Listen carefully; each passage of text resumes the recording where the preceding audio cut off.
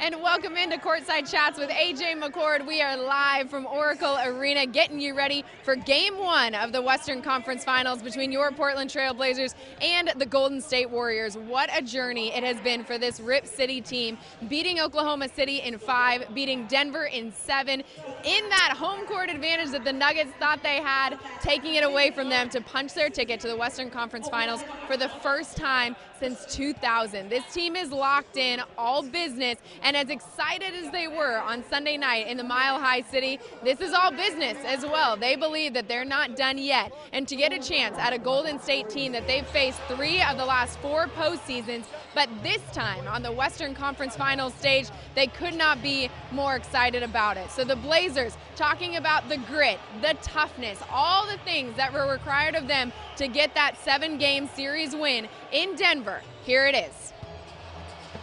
We're a pretty tough team. We always stay together. We stay confident. I think we've always been a confident group.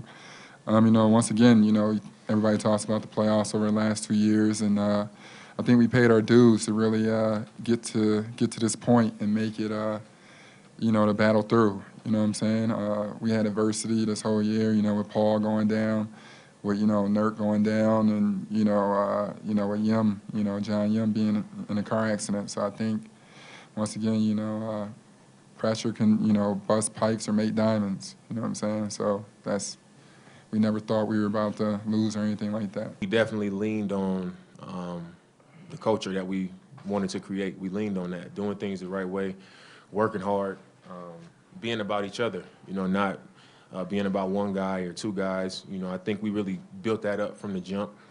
And to have that, it takes everybody, not just the players. You got to have the coaches, training staff, the front office, security, everybody who's with us there every day, the PR staff, everybody we see every day. Everybody's invested in what we've created. And I think when we come out on top in a game like this, in a tough series like this, you see it in everybody's celebration.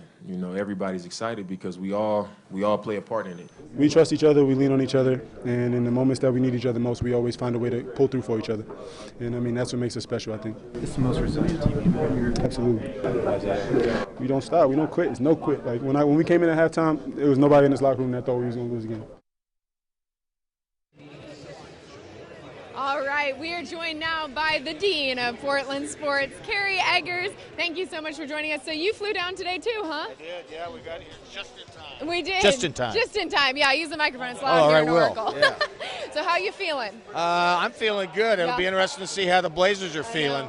Such a quick turnaround, AJ. I think that's to the advantage in this game for the Warriors. They've had 4 days to rest. Yep. However, they don't have Kevin Durant, so that evens it out a little bit. So without Kevin Durant, we've talked about his impact for the Golden State Warriors. He does make an impact, but if I read this stat right earlier, they're 26-1 without him while Steph Curry is playing. So the Warriors seem to be fine, but I feel like it evens out the matchup between Portland and Golden State without Kevin Durant. I think without Durant and Cousins, they're really hurting in the middle. So I look for them to go to Cantor a little bit more tonight.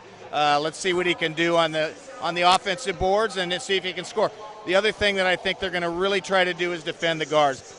Both ways. Portland's going to try to slow down Curry and Thompson, and then, of course, Golden State's defensive focus will be on stopping McCollum and Lillard. As it should be. How impressed have you been with CJ?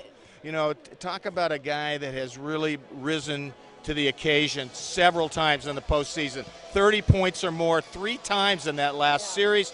In Game 7, he was terrific, and you know what? He's kind of writing himself a ticket to the All-Star game in the not-too-distant future. I agree, and I think in Portland we've talked for a long time about how potent that backcourt is, but when they get to these big national stages, and Dame has a night where his shooting is maybe a little bit more off than it normally is, and CJ steps up like that, all of a sudden, all the noise quiets down of, well, maybe they need to trade McCollum, maybe they need to split up that backcourt. We're not going to hear that anymore. No. And you mentioned the national stage. It strikes me that really all eyes are on this series Toronto-Milwaukee's a good series too, but I think even back east, this is a series that everybody's intrigued by. It is, and it's one of the few, it's an all-star series, if you will. This is the Bright Lights, Golden State, the defending champs.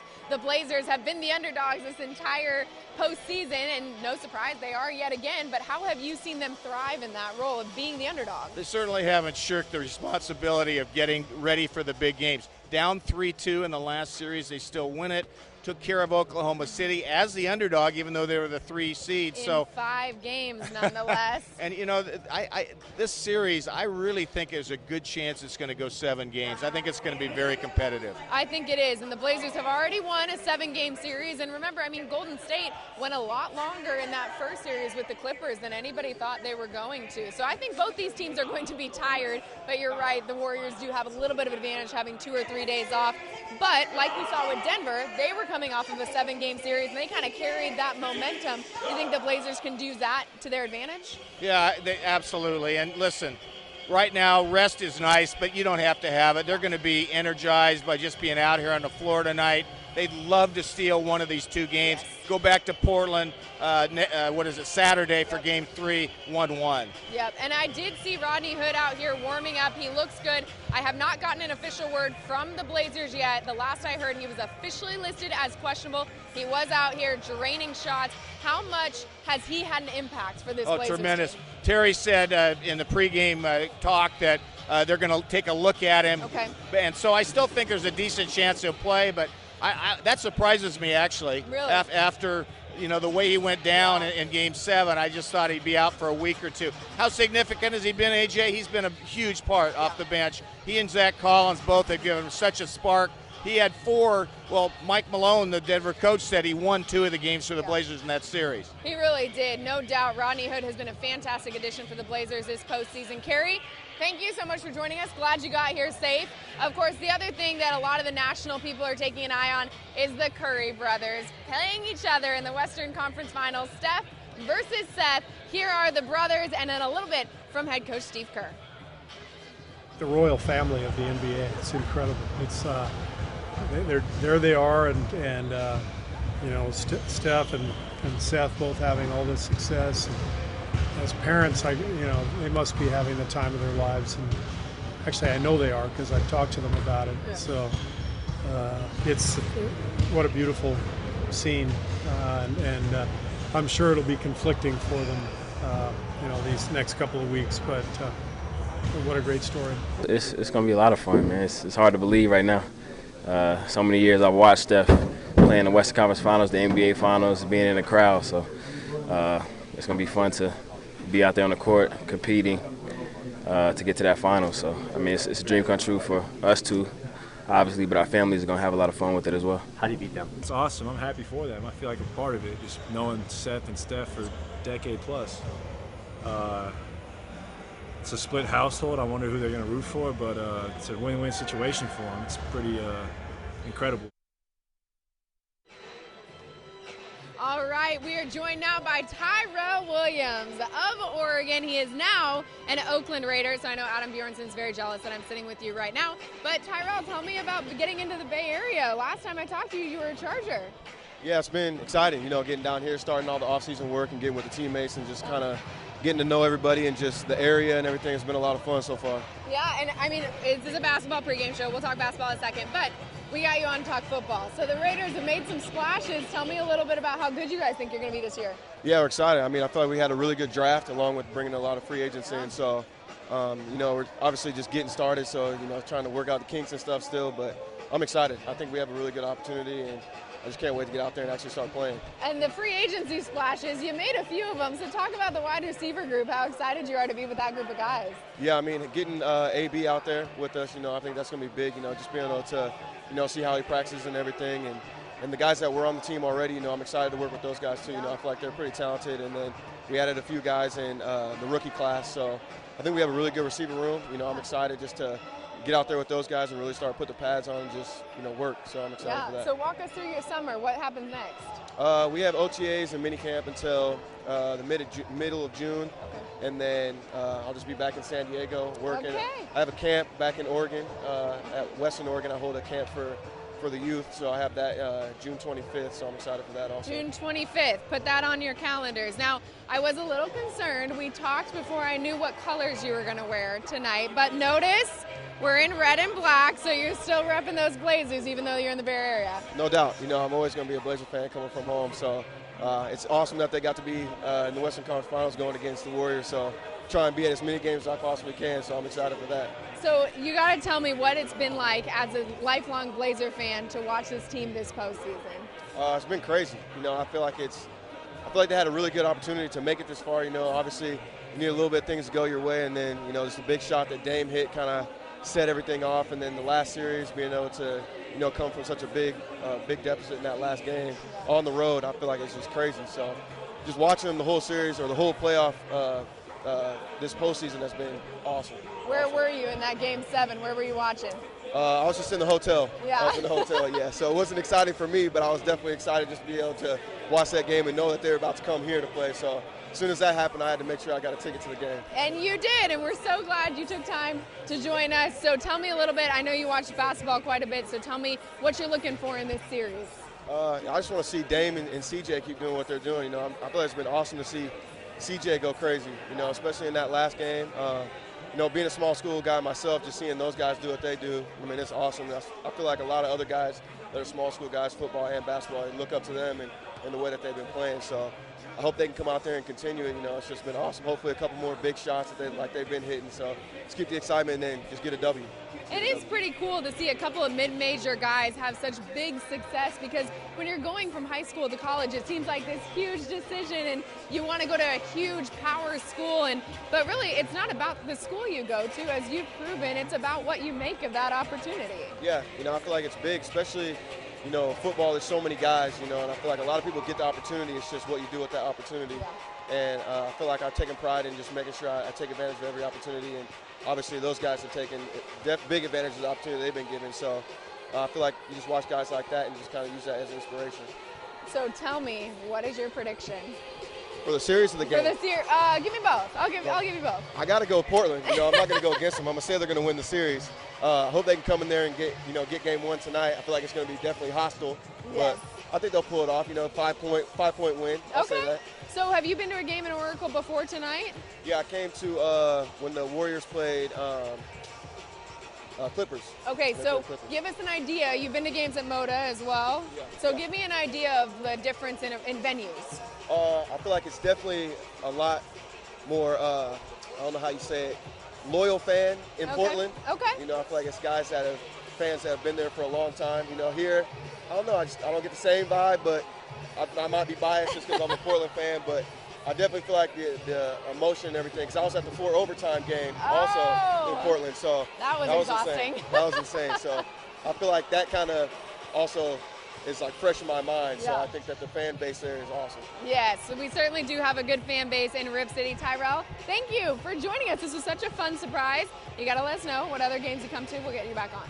For sure, thank you. Okay, well, the Warriors obviously have had a couple days to game plan for the Blazers. Here's what they say they're watching out for in this series.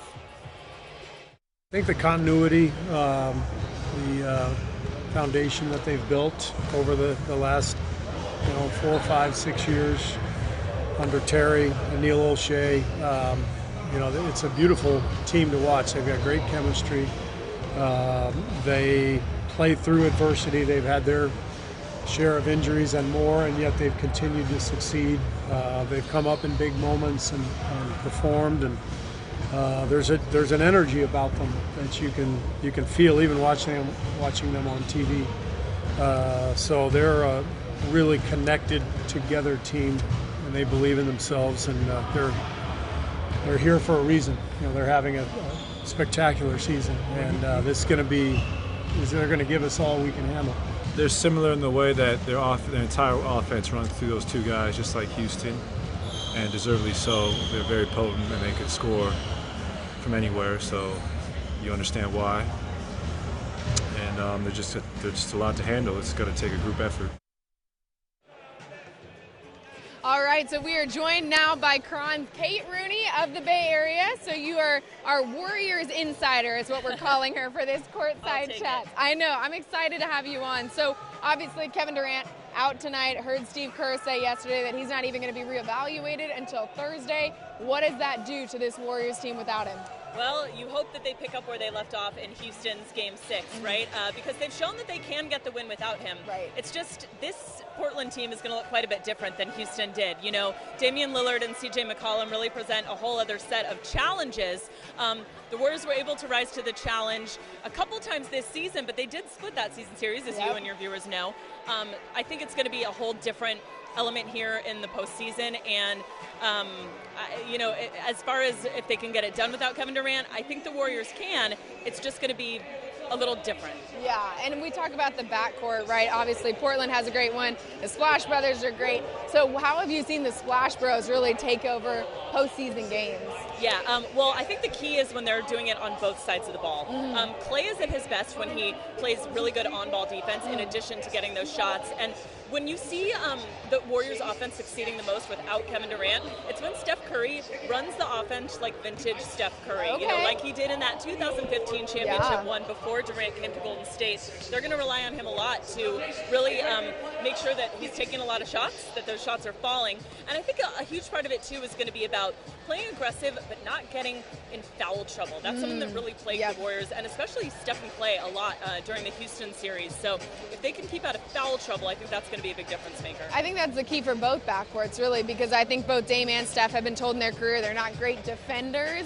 And so I know Dame at least has taken that pretty personally. I can't speak for Steph, but I know that that's probably a game plan for both coaches, is try and get the stars in some foul trouble to make them a little bit less potent. So you talked about the Rockets series. The Clippers series, I think, went a lot longer than most people expected it to. Patrick Beverley really threw a wrench in those plans. So tell me what you've learned about this Warriors team in this postseason.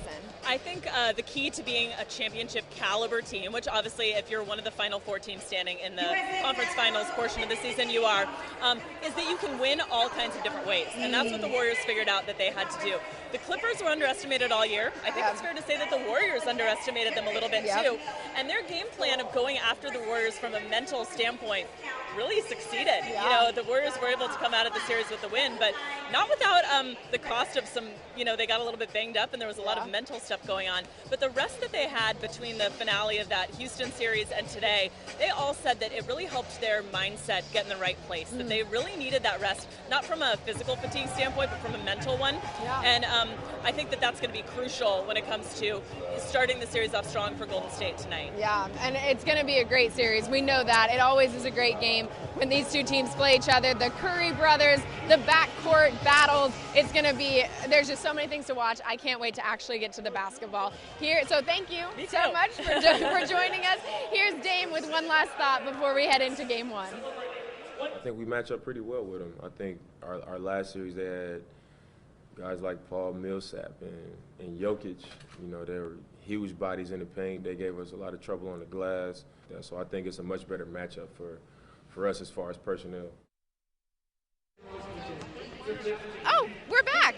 Nothing like being live on Courtside. So we are back, Courtside Chats, getting you ready for game one of this Western Conference Finals. We've had some great guests on today to kick off this series. It's been a really fun postseason for me, getting to travel with the Blazers and see them develop and grow through this postseason. I think one of the things that has impressed me the most is just the grit that this team has. Along the way, there were hundreds of ways they could have lost at either the Oklahoma series, the Denver series, Game 6, Game 7, you name it. They could have folded a lot of different times this postseason. But one thing I'm learning about this Blazers team is that they absolutely refuse to lose. And Mo Harkless may have said it best when he said, when we need to, we always find a way to pull through for each other. So I'm going to sign off now, get you guys ready for game one. Thank you so much for joining us, and we'll see you after the game.